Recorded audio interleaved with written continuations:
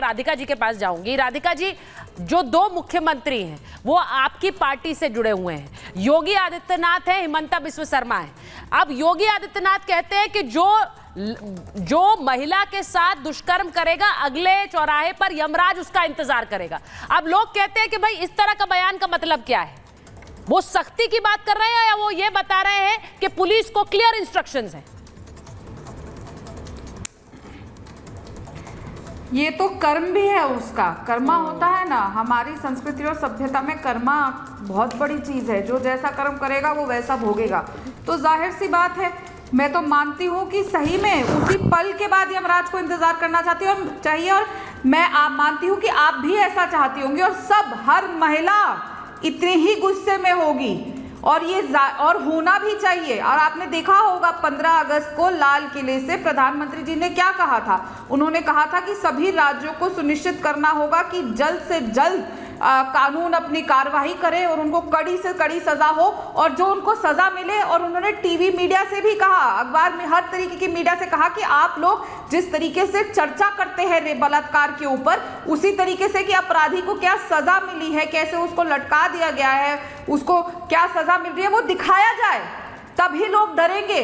और डरना जरूरी है, डरेंगे नहीं तो इसी तरीके से हमारी बेटियों के साथ ऐसा होता रहेगा। और मैं सुन रही थी, यहाँ कहा जा रहा था कि अपराधी अगर मुसलमान है तो उसके यहाँ पे बुलडोजर चला दिया। अरे अपराधी कन्नौज का कौन सा मुसलमान है? वो तो मुसलमान नहीं है, बुलडोजर तो वहां भी चला। और अगर आप यही बात कर रहे हैं कि धर्म देख के बुलडोजर किया जा रहा है, तो ये भी बताइए कि धर्म देखकर क्यों प्रियंका वाड्रा क्यों बचाने का आप काम करते हैं? अगर अपराधी आपकी पार्टी का होता है तो राम रहीम किसी पार्टी का नहीं है। हाजी साहब, पहली बात तो ये बात है, राम रहीम किसी पार्टी का नहीं है। आप कह रहे हैं आपकी पार्टी का है, तो आप उसे पेरोल, वो पार्टी का हो गया। बिल्कुल, जब पार्टी का हो गया। नहीं सकती पेरोल में आज कोर्ट छोड़ा जा रहा है। आप हाजी साहब आप इस कोर्ट से पॉलिटिकल बनाना चाह रहे हैं। पॉलिटिकल है ये मसला। नहीं तो आप आज दुहाई दे रहे थे, बात पर बहस करना चाह रही हूँ। ये जो तुरंत इलाज वाली बात है, बरखा जी प्लीज टर्न, बात सिर्फ ये है कि आप जब इस पूरे मामले में कार्रवाई की बात करते हैं तो हम ये पूछ रहे हैं कि ऑन द स्पॉट वाली कार्रवाई सही है या नहीं है? नहीं है, बिल्कुल सीधी बात ये हमारे देश में न्याय नहीं, बिल्कुल सही, उसके तहत होता है। यस, मैं आपसे यही कहना चाह रहा हूँ। मैं आपसे एग्री करती हूँ। ये योगी जी कौन सा कानून, मैं आपसे तानाशाही वाला क्यों मामला बनाना चाहते हैं? मैं आपसे सहमत हूँ। न्याय का प्रतीक बुलडोजर कभी नहीं हो सकता। मैं आपसे सहमत हूँ, मैं बार-बार ये, मैं आपसे सहमत हूँ, लेकिन एक बात सुनिए मेरी बात। रुद्र जी, मैं आपसे एक क्लैरिफिकेशन चाह रही हूँ, जरा लोगों को समझाइए। बहुत से लोगों को ये बार बार सवाल उठता है कि भाई एक व्यक्ति अगर रेप का आरोपी है तो आपने उसके घर पे जाकर बुलडोजर कैसे चला दिया? अब सीधी बात यह है कि जब किसी व्यक्ति का नाम आता है, और डीजीपी सर यहाँ हैं, वो बेहतर बता पाएंगे, किसी व्यक्ति का नाम किसी क्राइम में आता है तो फाइलें खोली जाती हैं और उसके बाद खंगाल कर ये वाला न्याय देने की कोशिश की जाती है कि भाई इस व्यक्ति ने, इसका नाम रेप में आया है, अब इसकी फाइलें खोलो और खंगालो, और फिर जाहिर रूप से बहुत चीजें मिल जाती है और फिर ये कार्रवाई होती है। क्या ऐसा ही हो रहा है? जी बिल्कुल ऐसा ही होता है। और दूसरी बात देखिए, सबसे महत्वपूर्ण बात है कि देश या देश की बेटियां या देश का हर एक व्यक्ति ये मांग क्यों कर रहा है कि त्वरित न्याय होना चाहिए। ये समस्या एक बहुत बड़ी समस्या है जिसको हालांकि नए कानून जो लागू हुए हैं उसमें एड्रेस किया गया है, और 2012 का जो निर्भया कांड रहा दिल्ली का, उसके बाद भी बहुत सारी चीज़ें एड्रेस की गई। और अभी भी जब नया कानून 1 जुलाई से लागू है उसमें भी 37 नई धाराओं को जोड़कर इस देश की सरकार ने ये पुरजोर कोशिश की है कि महिलाओं के प्रति जो गंभीर अपराध हो रहे हैं, जो भी सेक्सुअल ऑफेंस हो रहे हैं, ना सिर्फ रेप बल्कि सेक्सुअल कोई भी सेक्सुअल ऑफेंस, उनको एड्रेस किया जाए, उनका रेजोल्यूशन किया जाए।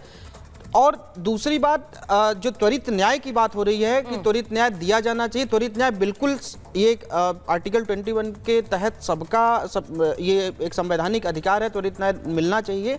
लेकिन हाँ, ऑन द स्पॉट जो चीजें जो मांग की जा रही वो संभव नहीं है, संवैधानिक रूप से भी संभव नहीं है। लेकिन आपने जो बात कही कि देखिए जो कार्रवाइयां होती हैं वो इसलिए नहीं कार्रवाई होती कि उसका किसी केस में नाम आया है, उसके ऑलरेडी बहुत सारे आपराधिक रिकॉर्ड होते हैं, उन आपराधिक रिकॉर्डों के तहत वो सारी कार्रवाइयां होती हैं। और ये आपने बिल्कुल सही कहा। और लोग ये बोल रहे हैं, मैं इसलिए पूछ रही हूं क्योंकि लोग ये बोल रहे हैं, हर किसी को पता है कि संवैधानिक रूप से या फिर कानूनी रूप से, बरखा जी, हमें पता है कि एक प्रोसेस है इस देश में, लेकिन उसके बावजूद अगर जनता, आपने सुना लोग कह रहे हैं कि इन्हें फांसी दे दीजिए चौराहे पर खड़े होकर, इन्हें हमारे हवाले कर दीजिए, हम इन्हें सजा दे देंगे, तो ये लोगों का गुस्सा है। और इसीलिए जब यूपी में वहां पर अगर बुलडोजर चलता है तो लोग तालियां बजाते हैं, लोग कहते हैं बिल्कुल सही किया, इनका घर गिरा दिया, इनके साथ यही होना चाहिए था। ये वाली जो भावना है, क्या इसे एड्रेस कर रहे हैं बहुत सारे नेता आज देश में? देखिए, सबसे पहली बात तो महिला सुरक्षा एक बहुत अहम मसला है। इस पे कतई सियासत नहीं होनी चाहिए। ये रेप मेरे उधर हुआ था, ये तेरे उधर हुआ था, ये महिलाओं को बख्श दो, उन्हें मत बांटो, उनको न्याय चाहिए, उनको सुरक्षा चाहिए, और सुरक्षा सभी को चाहिए, महिला हो या पुरुष हो या ट्रांसजेंडर, सुरक्षा सबको चाहिए।